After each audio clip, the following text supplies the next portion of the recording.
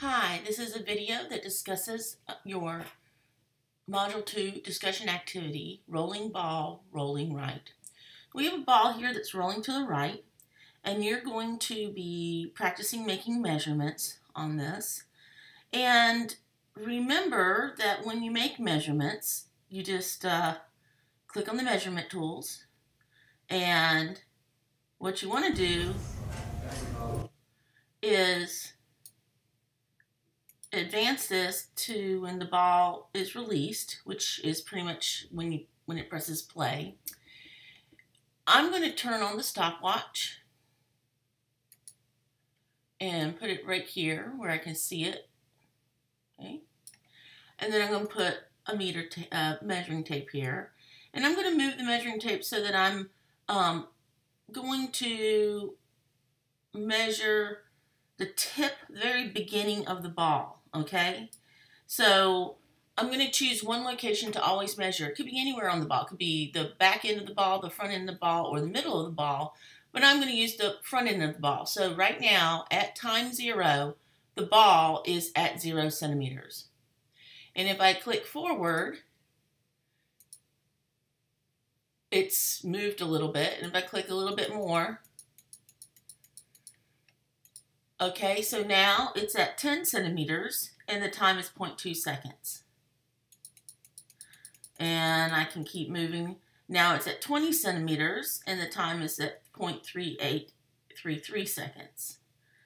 And I can just keep advancing it and stop it wherever, make a measurement of where the edge of the ball is, always using the same reference point on the ball. And then I can write down the time. And it looks like to me they also put in a center point of the ball here that you could be measuring that one as well if you want to. It doesn't matter what part of the ball you measure, but you can do either one. The other thing is you're going to be making a graph, so it's pretty easy to do that. What you do is you are going to be making a graph of time, and the units will be seconds, and the variable is usually t, and position. And it looks like the units are centimeters, so I'm going to put centimeters there, and the variable is usually an x. Okay, so this will be a position as a function of time, x as a function of time, instead of y is a function of x. Those are our variables, x and t.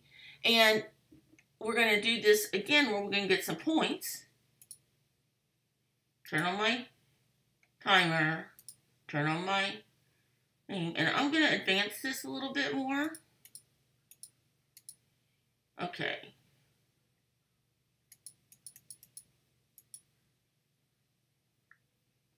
I'm going to make sure that the 0 mark is at the edge of the ball. Okay. And now my first point is 0, 0. And I'm going to advance this. I'm going to advance it, and I'm going to get to 0.2167. 0.2167 is the time, and the distance is 10 centimeters. And I'm going to advance this some more. And the next time is 0.4167.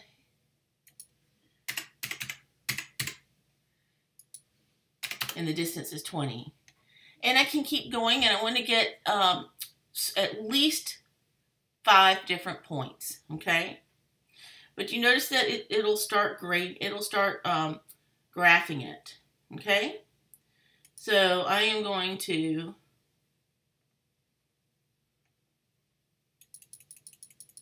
do another one.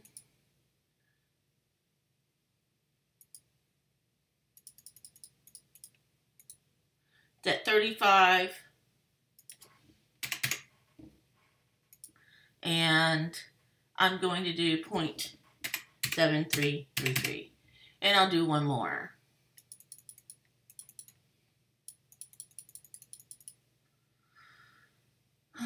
And that will be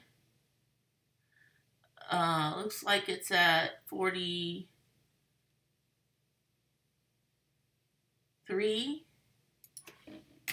and the time is 0.9333. Okay. Now, it's going to graph it, but I have to tell it to graph it. So I'm going to, I'm measuring the position at different time intervals. So time is my independent variable, and it comes down here. So I just want to click on that name on the x-axis and choose time. And then on the y-axis, I'm going to, that's my dependent variable. It changes with time. So I'm going to put it there.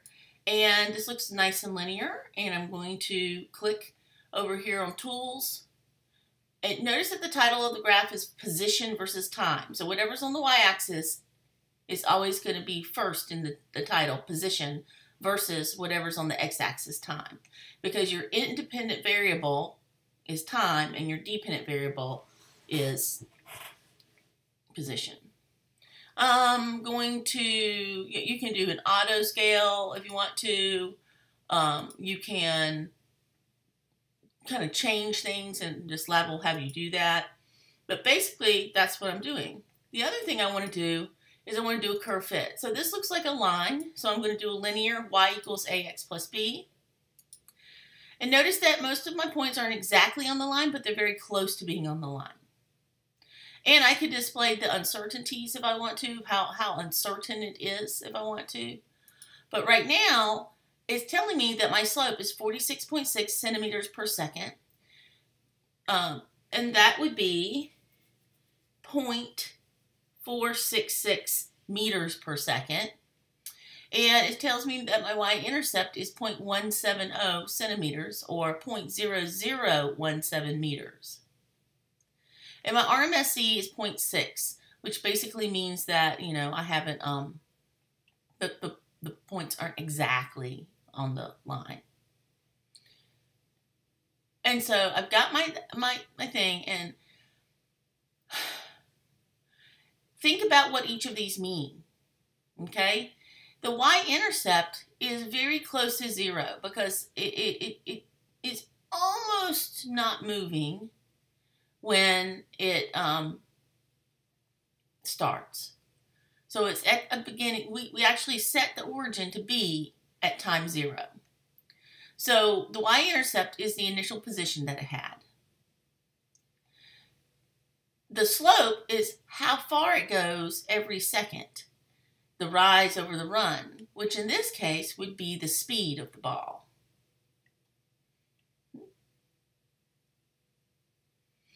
And so you want to make sure that you are really following these questions carefully and understand them. So if you had a bigger slope, what would happen? This would be a steeper line and it would be traveling faster. If you had a smaller slope, it would be a flatter line and it would be traveling slower.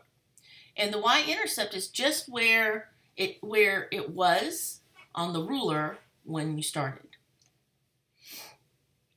So when it says what is the physical meaning of the slope, you want to tell me whether it is a distance, a speed, or what. And you do that by looking at the units of it. Centimeters per second is a unit of speed.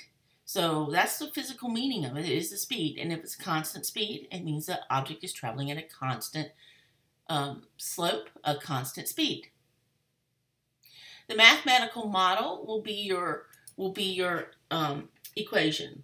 So in this case, y equals mx plus b is x equals 46.6 centimeters per second times time plus the y-intercept, which is 0.170 centimeters. So that's how you would write that mathematical model, using everything that you set it up to be. And then you're going to test your prediction. And so if this is, what this is telling me is that for any time, I can figure out exactly where the ball is. So after 3 seconds, I could plug in 3 seconds here, and it would tell me exactly how far it's moved in 3 seconds, where exactly it is, if I set up the ruler exactly the same way. So that's what you're going to do. You're going to predict how far it should have moved based on your speed. And then you're going to actually measure that from part 3. You're going to actually measured the time earlier that it took the ball to reach the flagpole. You know how far it travels with the ruler. So you can plug that into the equation instead for x, and then solve for t. Then you're going to find the percent difference to see how close those values were.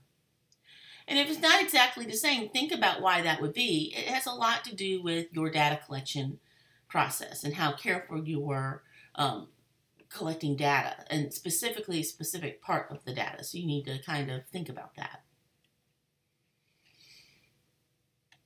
Let me know if you have questions.